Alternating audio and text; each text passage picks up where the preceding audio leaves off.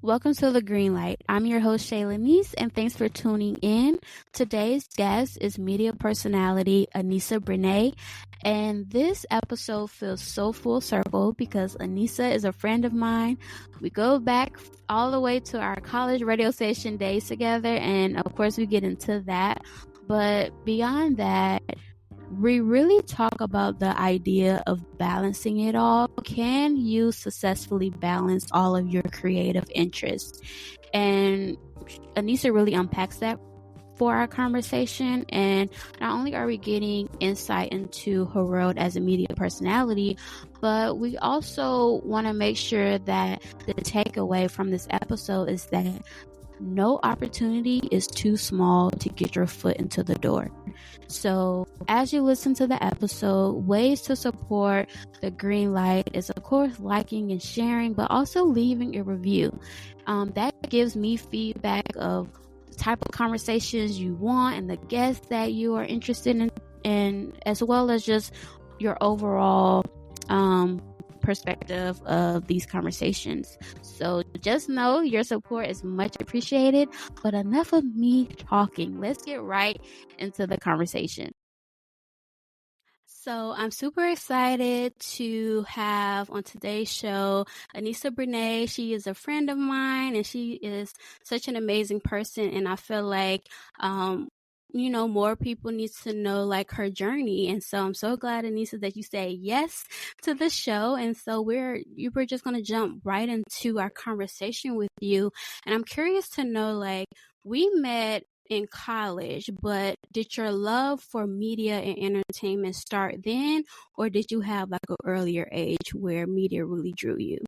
Well, first and foremost, I just love how you get right to it, but thank you for having me. Let's start there. And Absolutely. also, too, yeah, we are friends in real life, like got it out the mud together. Exactly. But to answer your question, it's so funny. Somebody else asked me this recently, just like where it came from. And I always track it back to getting my first radio when I went to sixth grade. And my mom was like, you got to wake yourself up.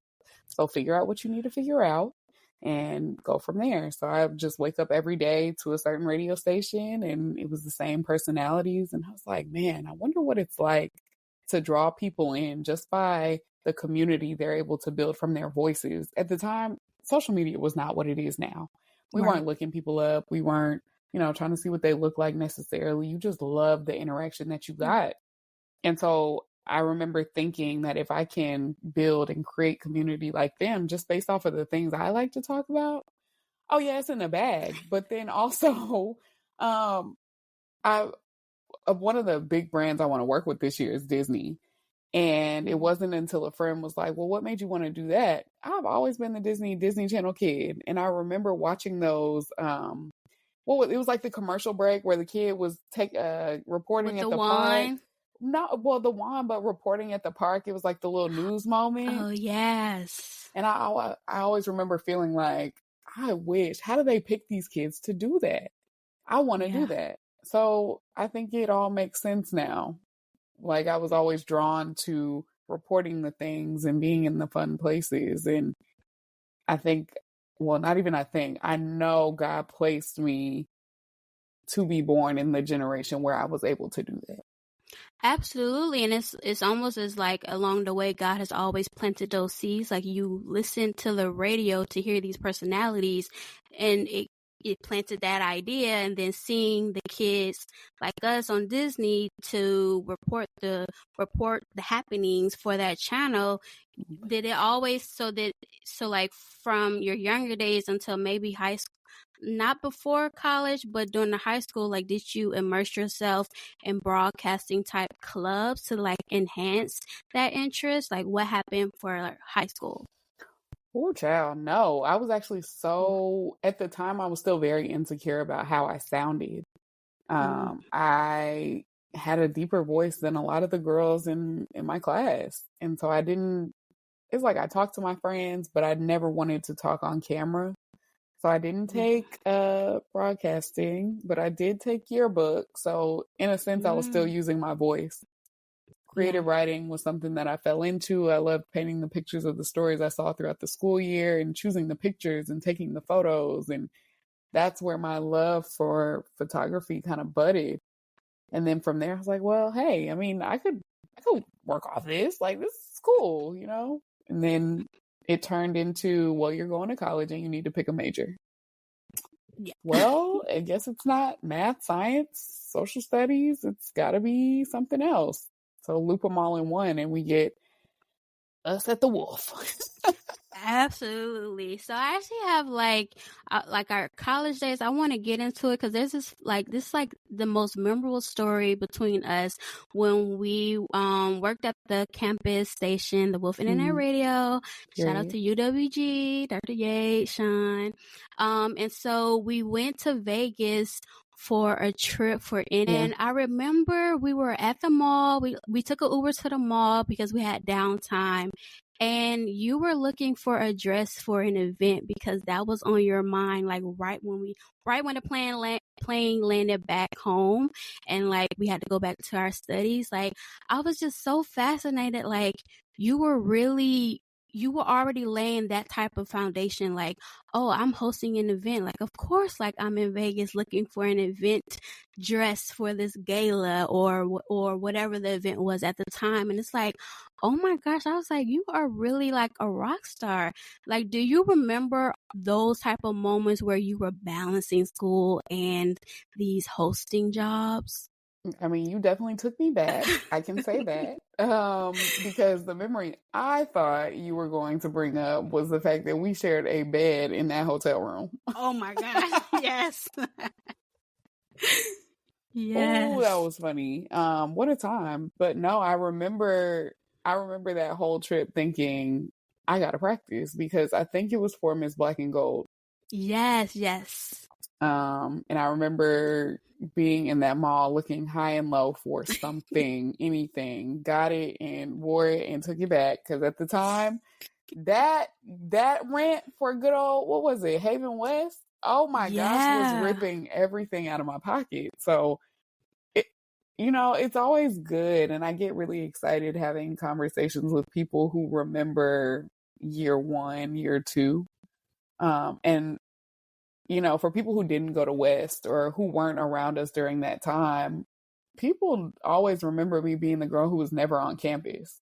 So I would be on campus doing the work and going to the radio station and doing what I had to do. But then weekends, parties, things like that, I was never around for it because I had only known from freshman year leaving to go work or take acting classes or modeling or whatever. So, it's refreshing to hear that even you remember the stories of doing the most. Absolutely. Doing the most in the middle of one blessing, getting ready for another one, and then trying to mentally prepare myself for whatever is coming after that was like, I don't even know how we made it through. Yeah, but God.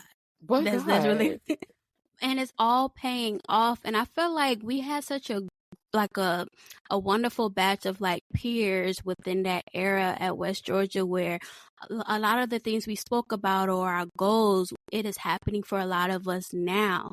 And so it really was like that foundation where we found our friend group or just like our classmates with similar interests, and we really carried on since graduating. So how do you feel about like community and your friendships throughout the years that you've built in this space as a media personality? Oh, girl, you're coming with it. Wait a second. You're Listen, I was interviewing you, so I had to like dig deep. you're doing the things that we learned how to do. It's funny. I have been really tested a lot here lately when it comes to friendships and relationships because of the journey that I'm on. When people see the lights and the glamour of it all and like the people that know you and stuff like that, some of my relationships have been a little rocky because it does appear I have a lot of friends. And I'm very blessed to have that. This industry has been to a degree, very kind to me. I haven't nearly scratched the surface of what many people have seen. Yeah. But for the community I built here in Atlanta, I've always tried to have this artist mentality feel to me because I never felt like I could go anywhere else without having my city behind me, without having people who will speak for me in rooms that I may not get to sit in. So, um, all in all, today I think I'm in a really good place with my relationships. And for those people who didn't understand, don't understand, or won't ever understand, it's okay. I don't expect you to. But what's not going to stop is where I'm going. Exactly. And along the way, I just know I'm going to meet more people. There's going to be more relationships. And I just pray that the community that I continue to build, especially the close-knit group, you know, it's not that people overshadow each other. It's just that we continue. We're like octopi. I almost say octopuses. We're like octopi. We have so many different legs and limbs that are supposed to reach different corners of life. And so I'm just grateful that mine are stretching and touching people that, you know, without social media, without this industry, without this platform, I may never speak to, touch, see any of that. So I'm grateful. Absolutely. And to your point, like being a multi-hyphenate, how do you decide what opportunity gets a yes or a no from you? Like, what are kind of like the deciding factors to like take on the next opportunity? So in the past, it has been each year I would set a goal for myself. Like, okay, we've marked this level of an event off, or this season, we've marked this level of an event off. From here, how do you raise the bar? One thing DJ Scream and Moran the Man, shout out our fellow wolf, taught me is fresh out of college, just being at the radio station, was like, you don't want to get caught up in the cloud nine-ness of that one big moment, because the longer that you sit in that, the longer you're putting off the next thing that's going to come. It's like you're riding this wave, just waiting on the next thing, as opposed to applying yourself, as opposed to pitching. So you got to get back out there, take the pictures, post the pictures, do what you got to do. But that's not it. So I remember saying, okay, we've done this. Now it's either raise my price or reposition yourself so a different type of audience is now drawn to you. And so I think I did a little bit of both at different times. And then I started getting more transparent with other hosts about what needs to happen across the board with us, with a female host. And we sat down, or we had an open conversation, and we were just kind of like, this is what I charge. This is what I charge. And a lot of people don't do that. So it helped set the standard for what we take with the amount of time under our belts. And if it's not me, then I'm more than happy to pass it to somebody else. But at this point, it's year 10.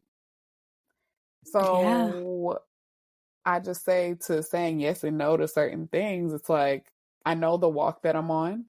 Again, this is one big journey thing. I know that a lot of my life does revolve around, well, not even a lot. That sounds crazy. My whole life, it revolves around what God is doing within me and how I interact with him. So if it doesn't align with my relationship with God, what I believe in, my morals, my values, if I have to compromise in any way, and sometimes it does come down to my rate, most of the time I won't take it. But there are still some times, and I want to be very clear about this, there's still some times when, even at year 10, I still do some free things.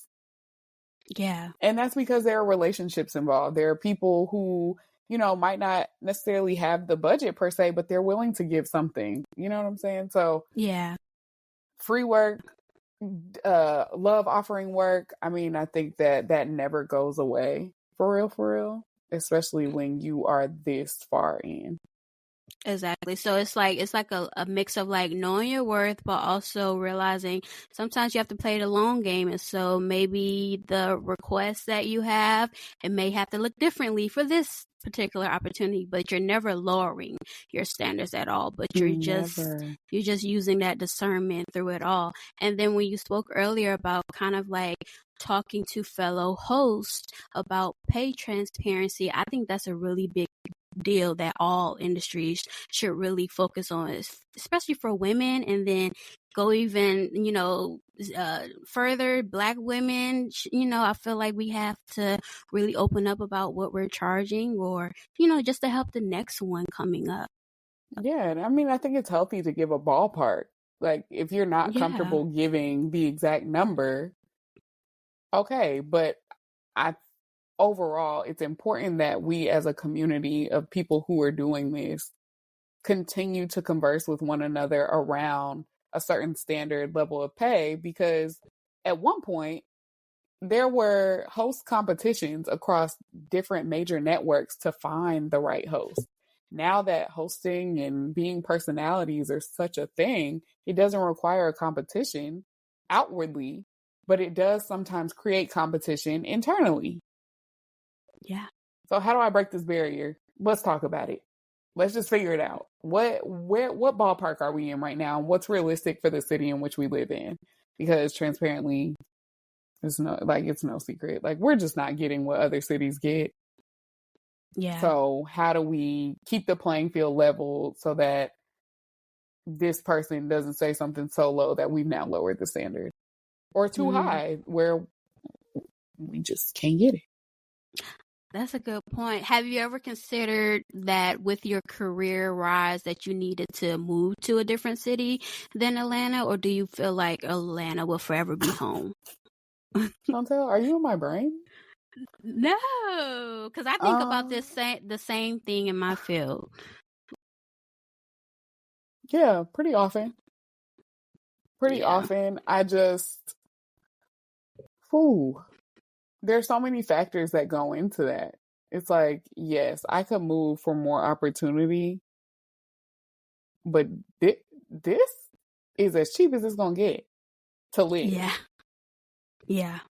So I've done a lot of soul searching and, just spending time with myself to figure out what makes the most sense for what's to come.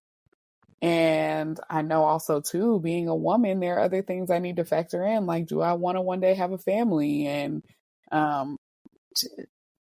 Lord, do I want to continue in the corporate space? Like, I genuinely do love, and we kind of talked about this, but working a job in addition to being a media personality. I'm not afraid to say that I love a consistent check. I'm not afraid to say that I love health insurance. Okay.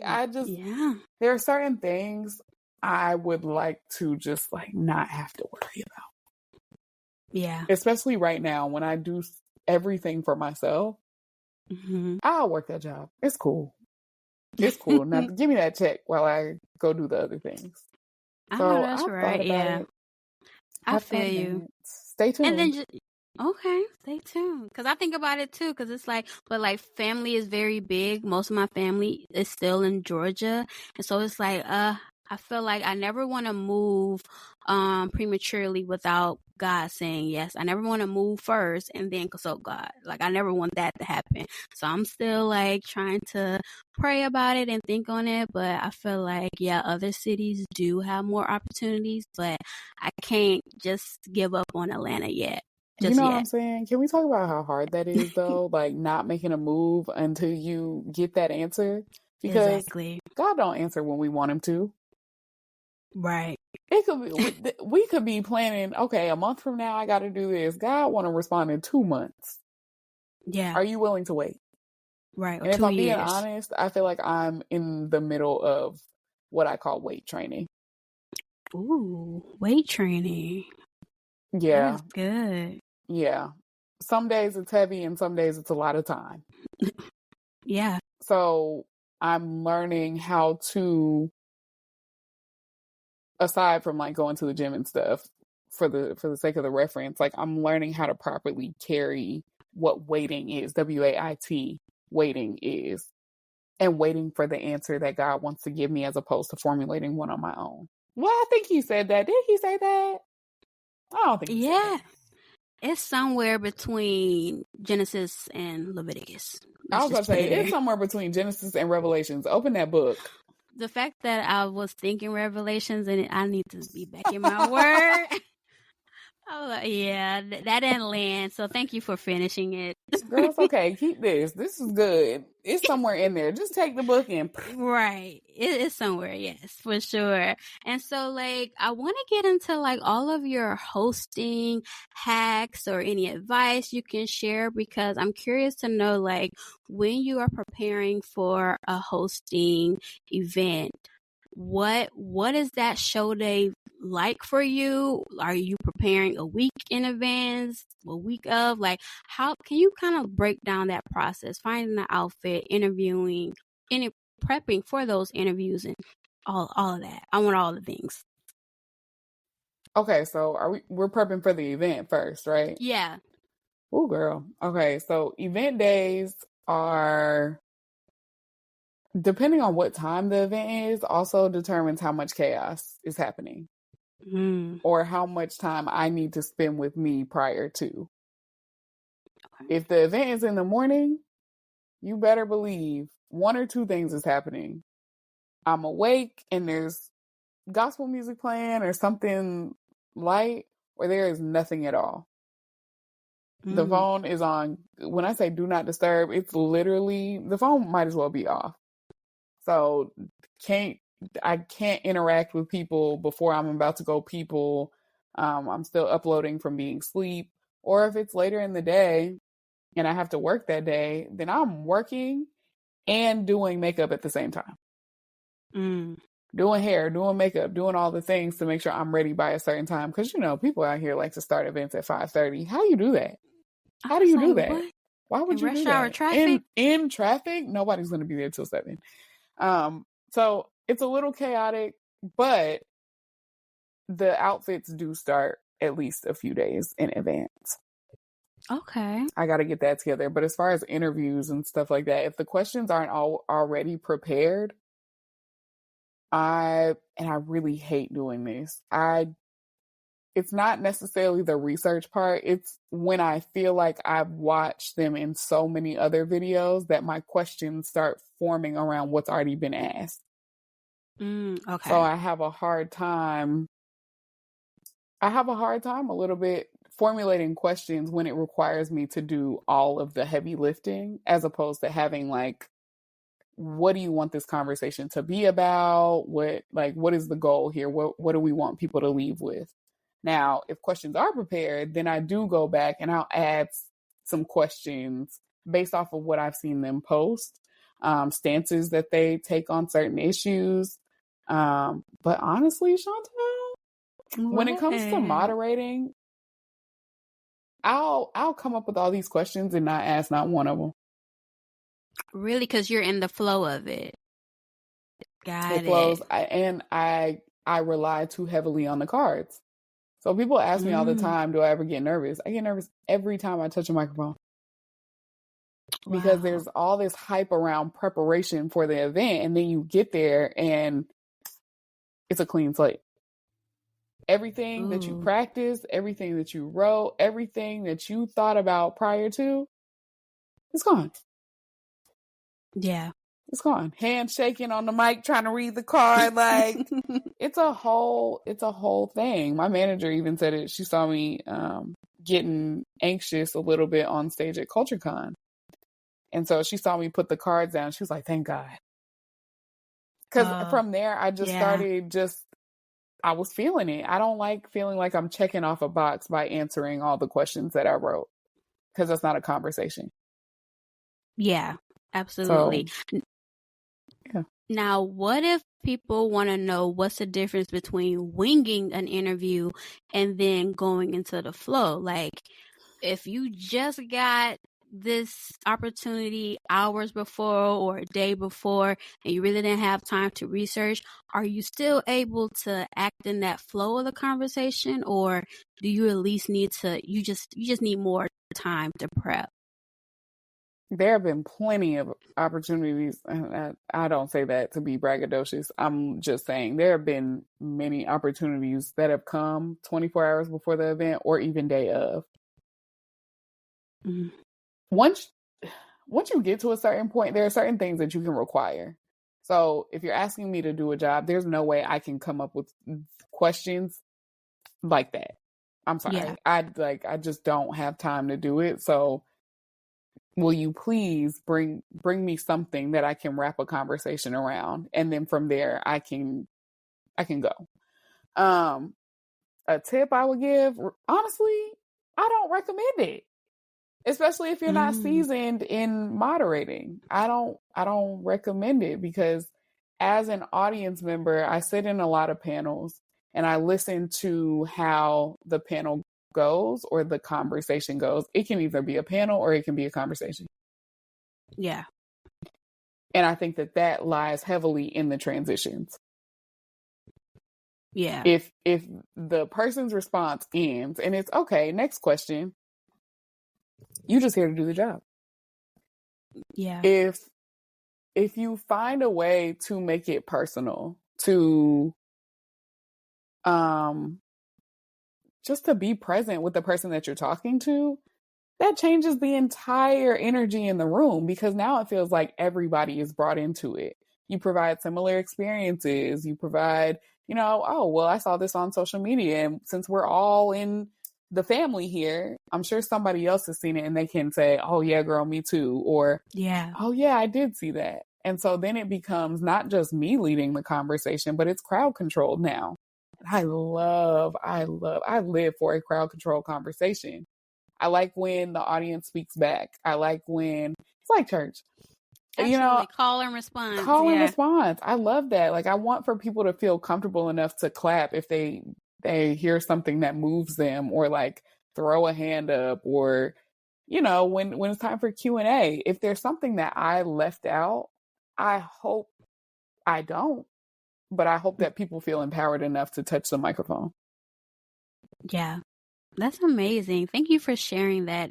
It's very helpful for those who may want to have similar career paths as yours to know that really the research and preparation, it makes the difference. It makes the difference. It makes the difference. People want to know that you care about them. Yeah. So to my point earlier about, sometimes I just don't have time to do it. When I say that, that means I don't have time to go as deep as I will have wanted to go. That doesn't mean I don't do it. Right. I got to do it. I got to know who I'm talking to. I got to be able to say their name right. As somebody whose name gets chopped and screwed all the time, the very least I can do is make sure that I pronounce their name right. So, right. And a lot of people don't do that. They'll add that second S in there and think everything's supposed to be good. But then when I get disrespectful, then it's a problem. Right. Oh, okay. Yeah, that's a very big deal. You mentioned your manager, and I'm curious to know, when did you need to seek for help with balancing different opportunities that are incoming for you? Like, when did you have to kind of stop doing all things by yourself and get other help as well? I would say it was probably officially 3 years ago. And at that point, it was during the pandemic. Well, yeah, kind of during the pandemic. And it was when work shifted from like in person to online, and navigating conversations for online conferences and things like that. And then also, I just knew that people take you just a little more seriously if you have somebody else who doesn't play about you as well. I can shout from the rooftops that, I require this, I need this, and still somebody will think, well, I can play with her because it's just her. I got more people involved, meaning I have more people to pay. I have a team. So, yeah. Again, to the, how did I know which events to take and whatnot? That also goes with, how did I know when to trust somebody enough with my baby, aka myself, my brand, all the things, to speak on my behalf. It's a gut feeling. I missed a few emails, I'll be honest, trying to do everything myself. I hadn't been responsive. And that was a hard pill to swallow, because there was nobody else to put it on. Right. I was doing too much. So to be able to say I needed help was a big, it was very vulnerable for me, but I'm so grateful for her. She is the bomb. She's amazing. And we work really well together. We've done some pretty amazing things over the last few years. So I'm really, really happy with where we are. That's amazing. Like, when you first started working together with your manager, did you feel like you had to micromanage, or was it hard to give up that role of handing off different assignments to her, or you just here, girl, take it all?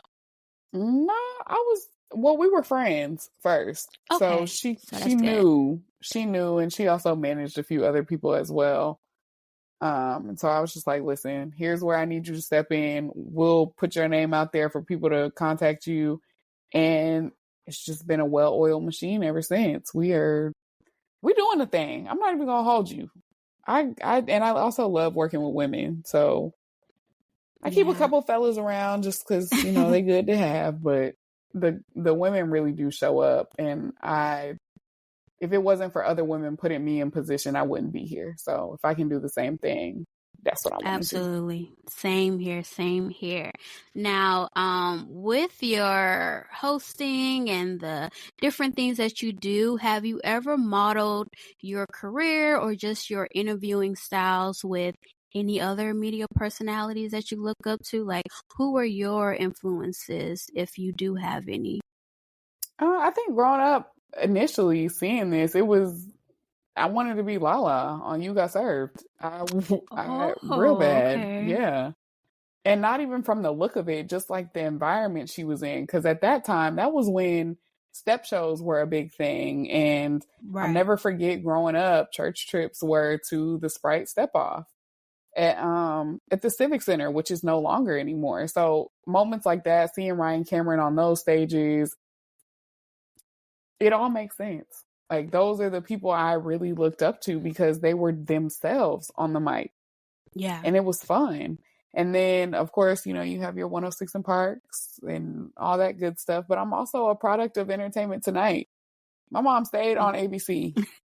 Get home from elementary school and it was Oprah at 3:00. And before that, it was The Young and the Restless and General Hospital and all the things. But then you Same. get to the evening time and at 7:30, it's Entertainment Tonight with Yeah. Mary Hart and the guy. I can't remember the guy's name, but it's Mary Hart. And so today, to even still be the person who tunes into Entertainment Tonight and to see Kevin Frazier and Michelle Turner, the first Black duo in Yes. the show's history, is just letting me know that I'm doing exactly what I'm supposed to do, and it's not far off. Even Francesca Amaker on E now. She Yeah. was here. She had her show in Atlanta, and then now she's over in California doing it.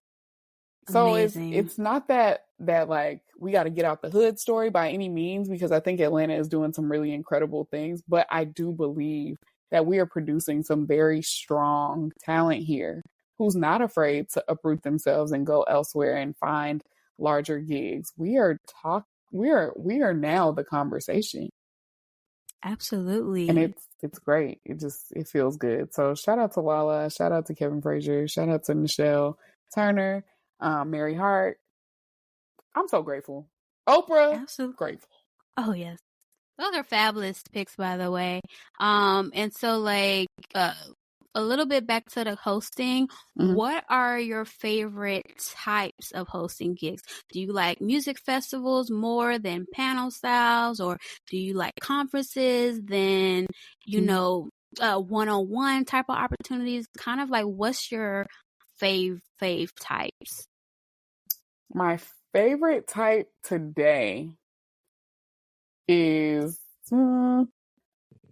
I'm somewhere between like music festivals and conferences. I think conferences a little bit more because it's a little more personal and the people get more time with me. Right. Yeah, I'm on the mic more, have more time over the course of a few days to develop relationships with attendees.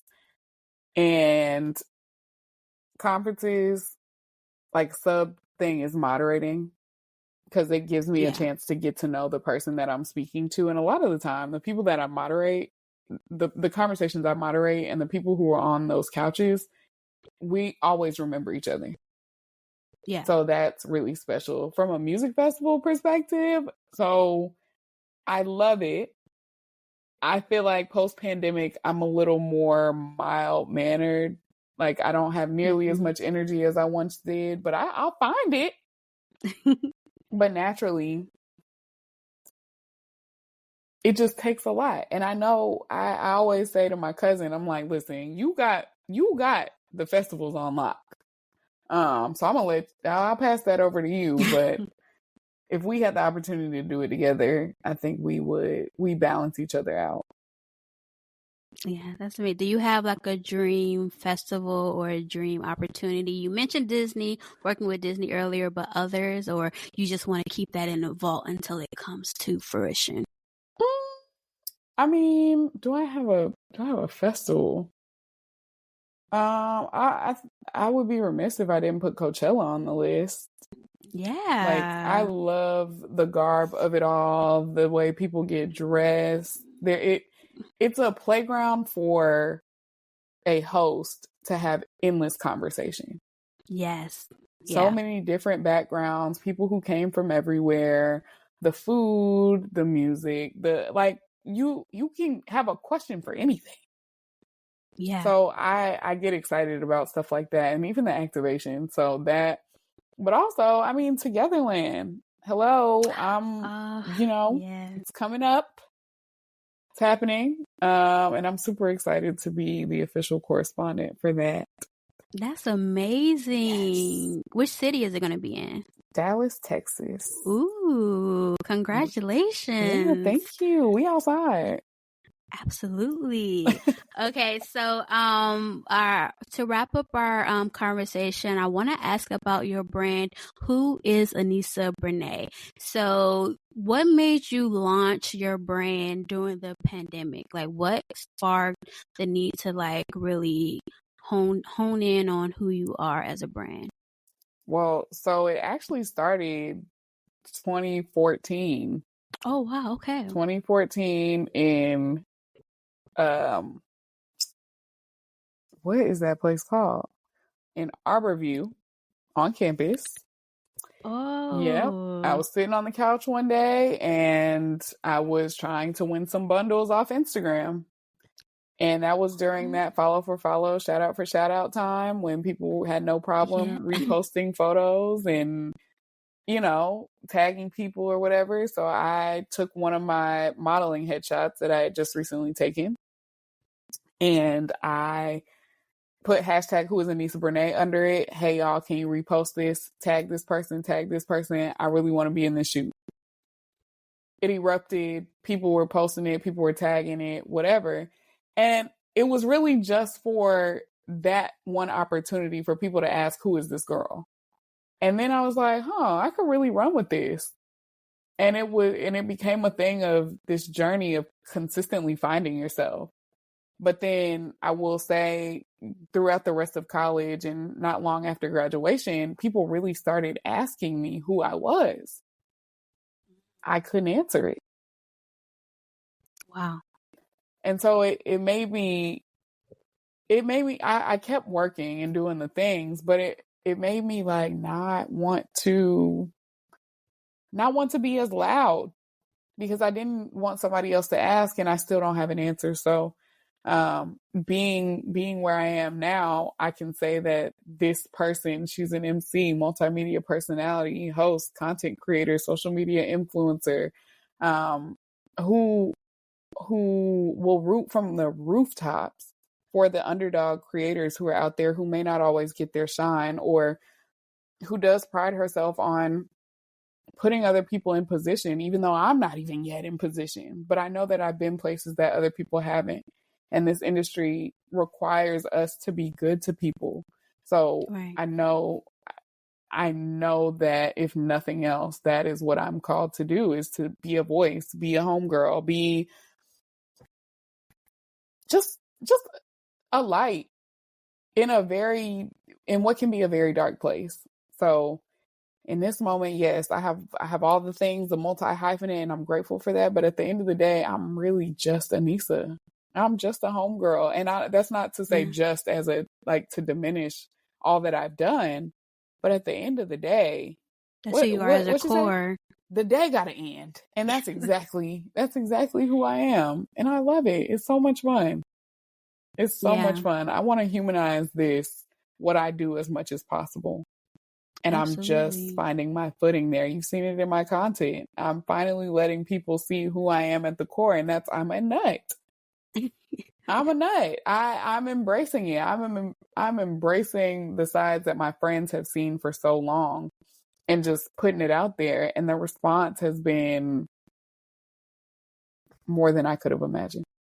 Absolutely. And you're so deserving of all of that, and how people can really kind of get a taste now of who you are. And I'm so glad that now you have the words and the language to clearly say, like, this is who you are as a brand, but also a person and as a human being, above anything else. And like those core values that I saw all those years ago, at West Georgia, they have remained the same. You've always been a sweetheart, a giver of your time, so motivational and encouraging for others. You really are the people's champ. And so I love that, like, your personality continues to shine no matter what you're posting on social media or just overall as a media personality. You are so deserving of all the blessings God has for you. You are just so everything. And I'm really glad that over the years we have stayed close. There are people like you and Naraya, and I've been talking to Justice and Kiera, the Chick Chat girls. I am just so grateful for even the few relationships that did come out of West Georgia, the homegirls who were on the path, who were still doing what they said they always wanted to do. And I wouldn't trade this for anything. Sometimes people ask me, what led you west? My mom told me I was going to West. So, to do all that we did and to create these lanes when, now they have buildings for what we're doing now. And at the time, we didn't have it. It's really refreshing to have conversations like this. So you my girl. Yes, for life. We are stuck together. Period. We share the bed. Exactly. And so, like, the final thing I love to do with every guest is to ask them, what are 2 songs that best represent their personality? Now, it could be from any genre. It could be your all-time favorite picks, or literally just what you're into right now. So let me know 2 songs that best represent you, and it's going down on my playlist. 2 songs that represent me? Yeah, or it could be soundtracks or albums, and then I'll just pick from that, or just let me know what you feeling. So one of them, my reminder song is "You Will Win," Jacqueline Carr. Okay. Because there are times when it doesn't always feel like it's a winning season, or like they say, a win is a win. But even on the things in the places, and I'm realizing this, where God says no, that doesn't mean the win still isn't coming. Yeah. So I'm trying to train my mind to thinking that whatever loss I felt wasn't a loss. It was just not the right door for me to do what I wanted to do. Yes. So that, and then let's see. What's the other one? Chantel, you got some good questions. Thank you. You really do. Well, you already started off strong with Jacqueline. It's like, I know. She's an amazing artist. She's great. I went to the One Hallelujah tour. Oh, you did? It was so good. It was? It was so good. Oh my gosh, yeah. That was some so heavy hitters. No, for sure. Okay, and I think the other one would have to be this. Chantel, this is hard. Well, who are your favorite artists? And then let's just go with any of their songs. Well, okay, so I'll just say this. Whoa by Snow Allegra. Okay. Across the board, like as a creative, sonically, it's a beautiful song. Visually, the video feels exactly how the song sounds. And so the creative in me is like, that was so intentional of her to make sure that both the video and the song matched, that it helps to remind me, make sure the things that you do all connect.